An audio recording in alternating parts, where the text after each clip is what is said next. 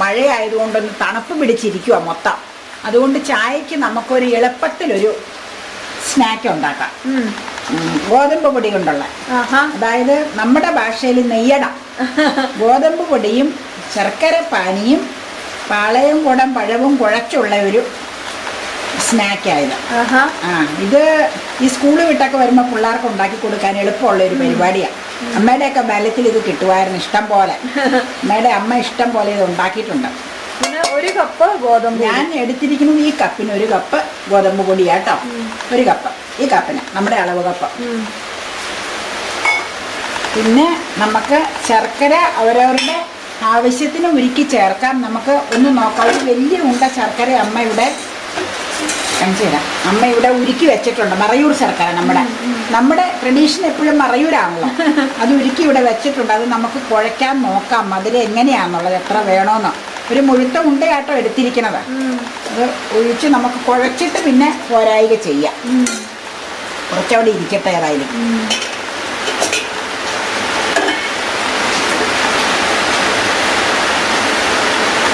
നല്ല മഴയാട്ടോ.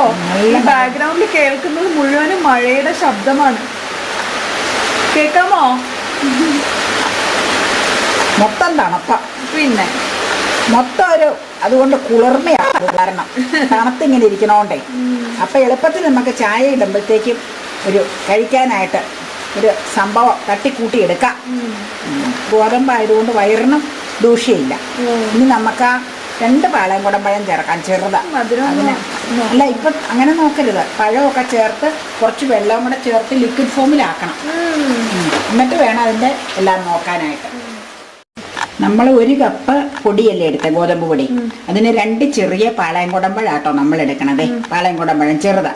ഇത് 1 കപ്പ് പൊടി ആയതുകൊണ്ട് 2 പഴം മതിയാവും. അത് നമ്മൾ ഇതിലേക്ക് കൈകൊണ്ട് പതുക്കെ ചാലിച്ച് ചേർക്കണം. 2 പഴം മതിയല്ലേ? മതി, അത്രയല്ലേ പൊടിയുള്ളൂ. പഴം ഒന്ന് ഇത് സ്മൂത്ത് ആവാനും പിന്നെ ഒരു ചെറിയ പുളിയൊക്കെ കിട്ടും. അതിന് വേണ്ടിയാ. ഗോതമ്പ് പൊടി ആയതുകൊണ്ട് നല്ല സ്മൂത്ത് ആയിരിക്കും ഇത്. പിന്നെ കുറച്ചുകൂടെ ഒരു ഇതായി കിട്ടാനും ഒരു ചെറിയ പുളിപ്പും ഒരു ടേസ്റ്റിനും ഒക്കെ വേണ്ടി ഇത് ചേർക്കണം. ഇതിപ്പോ നമ്മള് തേങ്ങയൊന്നും വറുത്തിടണില്ല ഉണ്ണിയപ്പം പോലെ. ഇത് ഉണ്ണിയപ്പം അല്ലല്ലോ. ഇതിന് പറയണത് നെയ്യട. മറന്നു പോവോ പേരും പറ്റാം.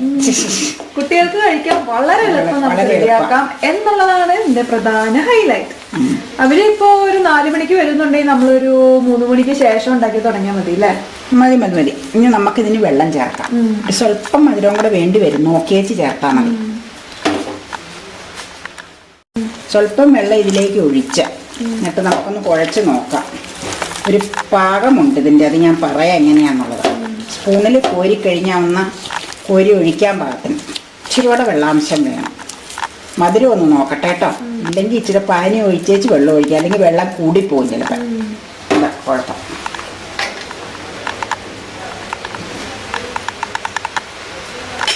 കുറച്ച് പാനിയും കൂടെ ചേർക്കാം. അതിൽ ഇച്ചിരി പോരായി ഉള്ളതാണ്.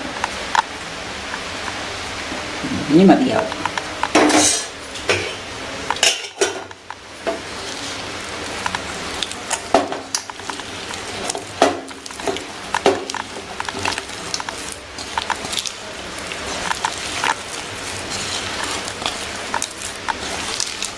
ഇനി നമുക്ക് വെള്ളം ചേർക്കാം. ഇതിൻ്റെ പാകത്തിനുള്ള വെള്ളം അങ്ങനെ കൃത്യ അളവ് പറയാൻ പറ്റൂല. ഇത് കുഴച്ച് വരുമ്പോൾ നമുക്ക് അതിൻ്റെ പൊടിയുടെ നനവിൻ്റെ ഭാഗം കാണിക്കാം.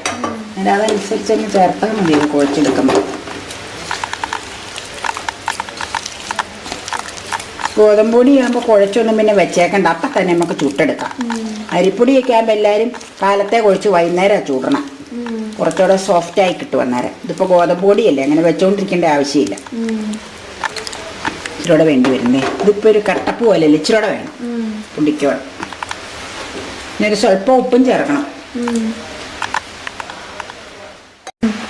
ഇതാ ഇതിൻ്റെ പാകം. നമ്മളെ സ്പൂണിലും കയ്യിലും ഒക്കെ എടുത്ത് കഴിയുമ്പോൾ ഇങ്ങനെ ഒഴുകി അതിലേക്ക് വീഴണം. ഇങ്ങനെ കണ്ടോ? തീരെ കട്ടയായിട്ടിരുന്ന അങ്ങനെ അകത്തേക്ക് വേവ് കയറൂല, കടുകടുന്നിരിക്കും. സ്വല്പം ഒരു ലിക്വിഡ് ഫോമിൽ വേണം. അതനുസരിച്ച് അഡ്ജസ്റ്റ് ചെയ്ത് വെള്ളം ഒഴിച്ചാൽ മതി. ആദ്യം പാനി ഒഴിച്ചങ്ങ് കുഴയ്ക്കുക, മധുരം കറക്റ്റാക്കി വെക്കുക. എന്നിട്ട് പിന്നെ പാകമുള്ള ഇതിൻ്റെ അളവിന് പാകമുള്ള വെള്ളം ഇച്ചിരിച്ച് ഒഴിച്ച് ചേർക്കുക. അല്ലെങ്കിൽ എന്നാന്ന് വെച്ചാൽ ചിലപ്പോൾ വെള്ളം കൂടിപ്പോവും. പിന്നെ അന്നേരം പൊടി കൂടുതൽ ഇറങ്ങുമ്പോൾ പിന്നെ മധുരം ചേർക്കണം, അങ്ങനെ വരും. അപ്പം മധുരത്തിന് പാകമുള്ള പാനി അങ്ങ് ചേർത്ത് കഴിഞ്ഞാൽ പിന്നെ വെള്ളം ഇച്ചിരിച്ച് ഒഴിച്ച് നോക്കിയാൽ മതി. ഇതാണ് പാകം, കണ്ടോ? ഇനി വേറെ പരിപാടിയൊന്നുമില്ല. അപ്പൊ കട്ട എല്ലാം പോയി നന്നായിട്ട് അത് കൈകൊണ്ട് ഒതുക്കുമ്പോൾ അങ്ങനെ വരും. നന്നായിട്ട് മിക്സ് ചെയ്തെടുക്കുക, കുഴമ്പ് പോലെ വരണം അല്ലേ? അങ്ങനെയാണ് എൻ്റെ പാകം. മമ്മയ്ക്കെന്ന് പറഞ്ഞു ഇങ്ങനെ നമ്മൾ ഇത് ചുടാനുള്ള പാത്രത്തിലേക്ക് ഗോതമ്പ് നെയ്യട ചുടാനുള്ള ഒരു പാത്രം അടുപ്പത്ത് വെച്ചു. ഇതിലേക്ക് വെളിച്ചെണ്ണ ഒഴിച്ചു കേട്ടോ. വെളിച്ചെണ്ണ ചൂടായി വരുമ്പോൾ നമുക്ക് ഇതിലേക്ക് കോരി ഒഴിക്കണം. സിമ്മിലല്ലേ? വെളിച്ചെണ്ണ ചൂടാവുന്നവരെ നമുക്ക് ഫുള്ളിലിടാം. ചൂടായി കോരി ഒഴിച്ച് കഴിയുമ്പോൾ സിമ്മിലേക്കാക്കാം. കോരി ഒഴിക്കുമ്പോൾ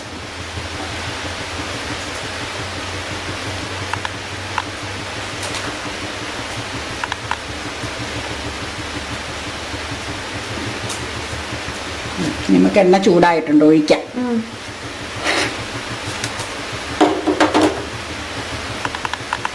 കറക്റ്റ് ഷേപ്പൊന്നും കിട്ടൂല ഉണ്ണിയപ്പച്ചട്ടി അല്ലാത്തതുകൊണ്ട് കേട്ടോ.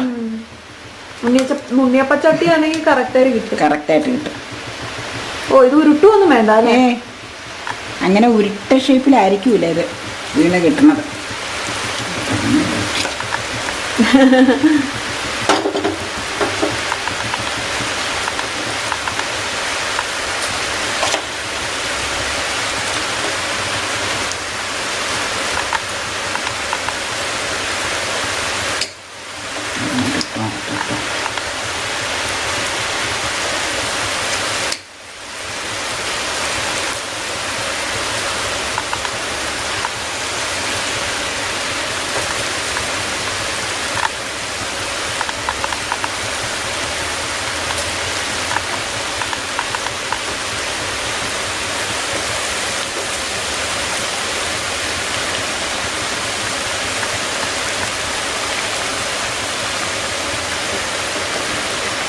പതുക്കെ കിടന്ന് വേവട്ടെ. ഒരെണ്ണം കൂടെ ഇട്ട് നോക്കാം.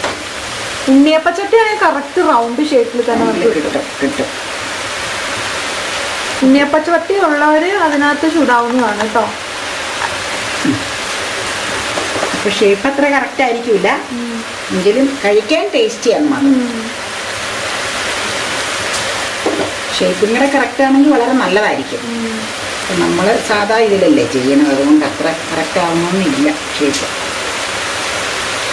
പിന്നെ നല്ല സോഫ്റ്റ് ആയിരിക്കും. ഗോതമ്പ് പൊടിയും ഈ പഴംകുടം പഴവും ചേർക്കണമുണ്ട്. ഇനി അടുത്ത ട്രിപ്പിന് ഇട്ടാൽ മതി, അല്ലെങ്കിൽ ഇതിൽ തിങ്ങിക്കിടന്നു കഴിഞ്ഞാൽ വേവ് ശരിയാവില്ല. നമുക്കില്ലേ ഒരു വശം ഏതാണ്ട് മുരിഞ്ഞു വരുമ്പോൾ മറച്ചിടണം. ഇടയ്ക്കിടയ്ക്ക് മറച്ചും തിരിച്ചു വിട്ട് നമുക്കത് വേവിച്ചെടുക്കണം. വലിയ വേവില്ല ഇതിന്. ഇനി ഒരു ബ്രൗൺ നിറാവണതാണ് കേട്ടോ പാകം. നല്ല സോഫ്റ്റാ, കാണുമ്പോൾ തന്നെ സോഫ്റ്റാ. ഞങ്ങളുടെയൊക്കെ കാലത്ത് ഇങ്ങനെയുള്ളതാണ് കൂടുതലും. അമ്മയുടെ അമ്മ ഉണ്ടാക്കി തന്ന നേരിയ ഓർമ്മ അമ്മയ്ക്കുണ്ട്. അന്നൊരു വലിയ വിശിഷ്ട പലഹാരം പോലെ ഇത് കഴിക്കണത്. ഇന്നല്ലേ പല പല പലഹാരങ്ങൾ ഇറങ്ങിയേക്കണത്. അന്ന് ഞങ്ങൾക്ക് വലിയൊരു കൗതുകമായിരുന്നു ഇതൊക്കെ. ഗോതമ്പൊടിയും ഒക്കെ ഉള്ള ഗോതമ്പൊടിയും കൊണ്ട് അന്ന് ഈ ഗോതമ്പ് ദോശയും ഈ നെയ്യടയും ഗോതമ്പ് ചപ്പാത്തിയാണ് എല്ലാവരും ഉണ്ടാക്കണം കോമൺ ആയിട്ട്. വേറെ ഒന്നും അന്ന് പൊടിയും കൊണ്ട് ഉണ്ടാക്കലില്ല. ഈ ഗോതമ്പ് പുട്ടൊന്നും അന്ന് ഇല്ല, ഉണ്ടാക്കലില്ല കേട്ടോ. ഉണ്ടായിരിക്കും, പക്ഷെ നമ്മുടെ ഈ ഭാഗത്തേക്കൊന്നും അത് വന്നിട്ടില്ല. എണ്ണയിൽ ഇങ്ങനെ നെതൊക്കെ കിടക്കണം, എന്നാലല്ലേ വറുത്ത് വൃത്തിയായി വരുള്ളൂ. അമ്മയുടെ അമ്മ ഉണ്ടാക്കുമ്പോൾ നല്ല ടേസ്റ്റ് ഉണ്ടായിരുന്നു അതിന്. നേരിയ ഓർമ്മ ഉള്ളെങ്കിലും നല്ല ഇതായിട്ട് എനിക്ക് എപ്പോഴും തോന്നും. ഇടയ്ക്ക് ഇങ്ങനെ മറിച്ചിട്ടാൽ മതി. നമ്മൾ എണ്ണ ചൂടാവുന്നവരെ നമ്മൾ ഫുൾ ഫ്ലെയിമിലിട്ട് എണ്ണ അങ്ങ് ചൂടാക്കിയെടുക്കും കേട്ടോ. അത് കഴിഞ്ഞ് പിന്നെ നമ്മൾ തീ കുറച്ച് സിമ്മിലേക്ക് ആക്കണം. അല്ലെങ്കിൽ എന്നാന്ന് വെച്ചാൽ ഈ എണ്ണയിൽ ഇതിട്ട് കഴിയുമ്പോൾ ഫുൾ ഫ്ലെയിമിൽ കിടന്നു കഴിഞ്ഞാൽ അങ്ങ് വങ്ങും പോലെ എണ്ണ കരിയും പോലെ ആയിപ്പോകും. സിമ്മിലാകുമ്പോൾ അത് പതുക്കെ ഇങ്ങനെ തീ കുറച്ച് കിടന്ന് അതിൽ കിടന്ന് വെന്തു നന്നായിട്ട് അകത്തേക്കൊക്കെ വേവ് കയറും. അല്ലെങ്കിൽ പുറം മൊരിയുകയും ചെയ്യും, അകം വേവുകയും ഇല്ല. അതാ കുഴപ്പം. ഇത് ചെറിയ മണമൊക്കെ തന്നെ ഉണ്ട്. കുട്ടികൾ ട്രഡീഷണൽ ഡിഷ് വേണമെന്ന് പറഞ്ഞ് വാശി പിടിക്കുമ്പോൾ നമുക്ക് ഇതുപോലൊരു ഐറ്റം അങ്ങ് ഉണ്ടാക്കി കൊടുത്താലുണ്ടല്ലോ പൊളിയായിരിക്കും. പെട്ടെന്ന് റെഡിയാക്കാൻ ചെയ്യാം. പഴത്തിന്റെ ഒക്കെ ടേസ്റ്റ് വരുന്ന കാരണം പിള്ളേർക്ക് അത് ഭയങ്കരമായിട്ട് ഇഷ്ടപ്പെടുകയും ചെയ്യും. നല്ല ടേസ്റ്റ്. എൻ്റെ ഒക്കെ ചെറുപ്പത്തിൽ ഒരുപാട് ഞാനത് കഴിച്ചിട്ടുണ്ട്. സ്കൂളിൽ വിട്ട് വരുമ്പോൾ ഞാൻ ഉണ്ടാക്കാറുണ്ട് പണ്ട്. ഇപ്പോഴാണ് കുറച്ചു കാലമായിട്ട് ഇത് ഉണ്ടാക്കൽ കുറവ്. ആ ഒരു നൊസ്റ്റാൾജിക് ഓർമ്മയാണ് ഇത് കാണുമ്പോൾ എനിക്ക് വരുന്നത്. എനിക്ക് നല്ല ഓർമ്മയാണ് ചെറുപ്പത്തിലെ ഞങ്ങളുടെ കാലത്ത് ഇത് കിട്ടണത്. അന്ന് വലിയൊരു ഐറ്റമാണിത്.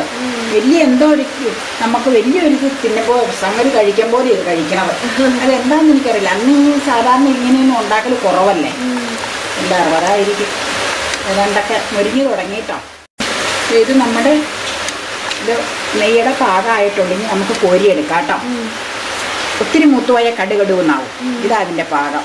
ഇത് ആകപ്പാടെ ഇതിനൊരു ഫോൾട്ടുള്ളതൊരു 2 ദിവസത്തിൽ കൂടുതൽ ഇത് വെച്ചേക്കാൻ പാടില്ല. ഈ പഴം ചേർക്കണോണ്ട് പെട്ടെന്ന് കേടാവും കേട്ടോ. അന്ന് കഴിക്കണ ഏറ്റവും നല്ല. അല്ലെങ്കിൽ പിറ്റേ ദിവസം.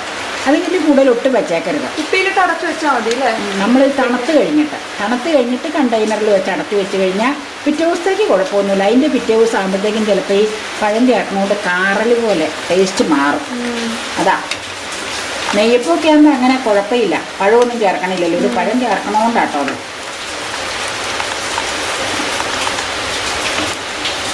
ഒരെണ്ണത്തിൻ്റെ ഷേപ്പിലെസ് ആയിട്ട് കിട്ടും. അത് കുഴപ്പമില്ല. ഒരെണ്ണം മാത്രം കുറച്ച് വെറൈറ്റി ആയിട്ട് ഇരിക്കുന്ന അത്രയ്ക്ക് കറക്റ്റ് ഷേപ്പല്ല, പക്ഷെ നല്ല ടേസ്റ്റ് ആയിരിക്കും. ഇതാ പാകം. ഞാൻ എണ്ണ വാലാൻ വെക്കാം. അടിപൊളി.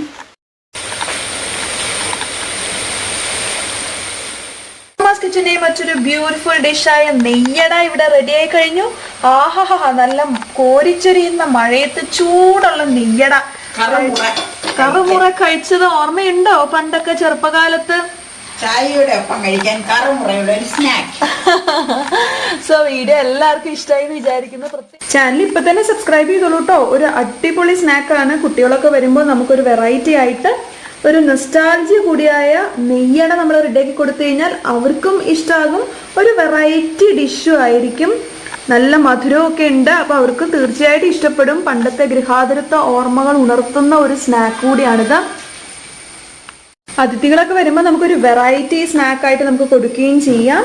സൂപ്പർ ഡിഷാണ്. നല്ല കോരിച്ചൊരിയുന്ന മഴയത്ത് ചൂടോടുകൂടി കറുമുറ കഴിക്കാൻ 10 മിനിറ്റ് കൊണ്ട് ഒരു സ്നാക്ക് ഇതാ റെഡിയായി കഴിഞ്ഞു. നിങ്ങളും ട്രൈ ചെയ്ത് നോക്കുക. വളരെ ഇഷ്ടമാവും, ഉറപ്പാണ്. നമ്മുടെ ആ പണ്ടത്തെ നൊസ്റ്റാൾജി ഒന്ന് റീക്രിയേഷൻ കൂടി ചെയ്യുന്ന ഒരു വീഡിയോ കൂടി, ഒരു റെസിപ്പി കൂടിയാണിത്, ഒരു ഡിഷ് കൂടിയാണിത്.